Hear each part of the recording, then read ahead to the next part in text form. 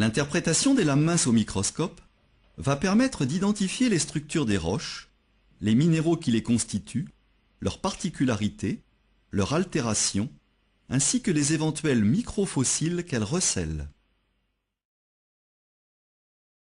On observe ici une lame mince de granit en lumière naturelle, puis en lumière polarisée. Il s'agit d'une roche plutonique, cristallisée en profondeur, entièrement composée de grains. On parle de structures grenues dont chaque grain est un cristal.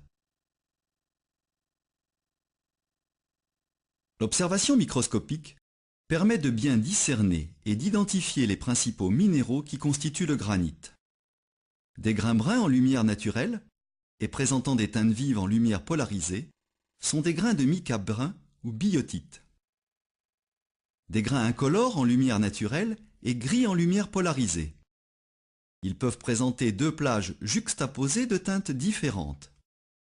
Ce type d'association entre deux cristaux est une macle. Celle-ci, appelée macle de Carlsbad, est caractéristique du feldspath alcalin, l'orthose.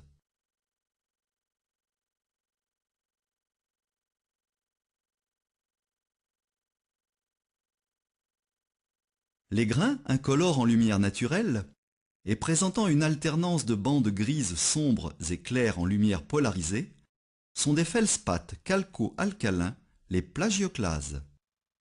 Cette disposition en bandes parallèles correspond à un autre type de macle caractéristique des plagioclases.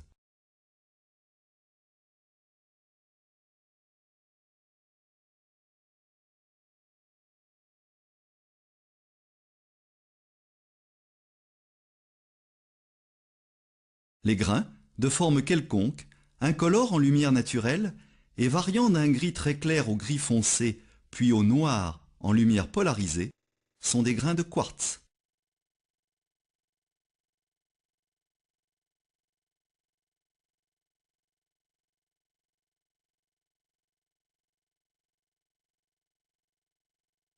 Une lame mince de roche volcanique comme un basalte présente un aspect totalement différent de celui du granit. La roche est constituée d'un fond de verre amorphe non cristallisé, dans lequel on observe deux types de cristaux. Des petits cristaux, ou microlithes, et des cristaux plus gros, généralement visibles à l'œil nu. On parle de phénocristaux. Les petits cristaux en forme de baguette sont des microlithes de plagioclase. Les gros cristaux aux teintes vives en lumière polarisée sont des cristaux de pyroxène ou des cristaux d'olivine.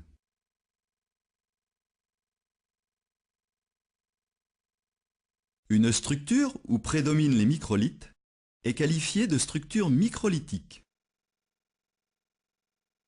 Une structure où prédomine le verre est qualifiée de structure vitreuse.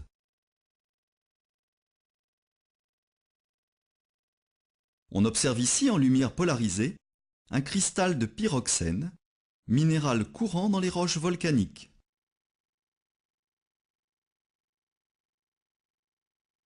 L'observation microscopique de cette autre roche volcanique à structure microlithique permet d'observer ici un beau cristal d'olivine.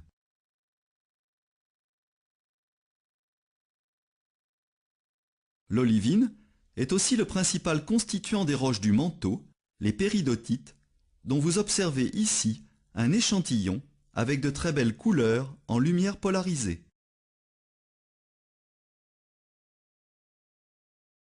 L'étude microscopique des roches métamorphiques permet d'y observer leur structure caractéristique. Celle-ci est le plus souvent feuilletée, héritée des pressions que les roches ont subies en profondeur.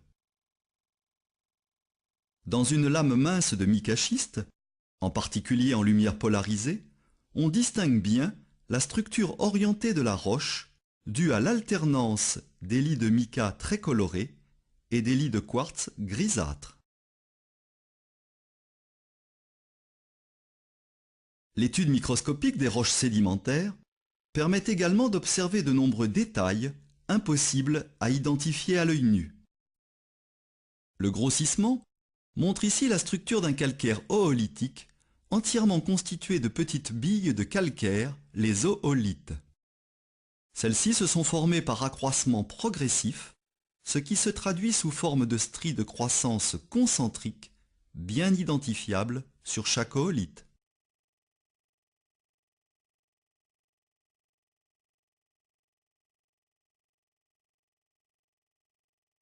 Dans cette autre roche calcaire, l'observation microscopique permet de déceler les microfossiles qu'elle contient. Ce sont des millioles, organismes protozoaires de type foraminifère, qui développent une microcoquille ou teste formée de plusieurs loges.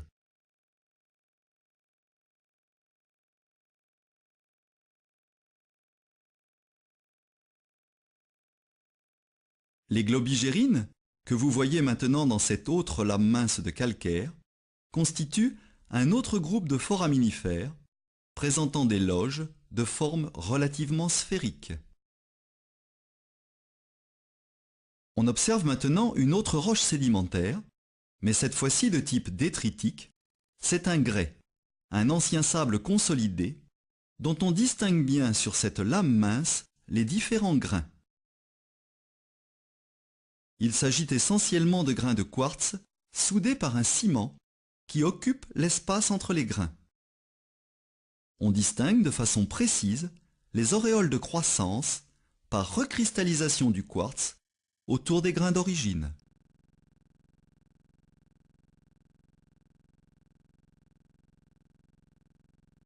Ainsi donc, l'observation microscopique permet-elle d'entrer dans l'intimité de la matière et d'en déceler, pour qui apprend à en décoder le langage, l'identité et les caractéristiques des roches, une des clés fondamentales de la connaissance de la planète Terre.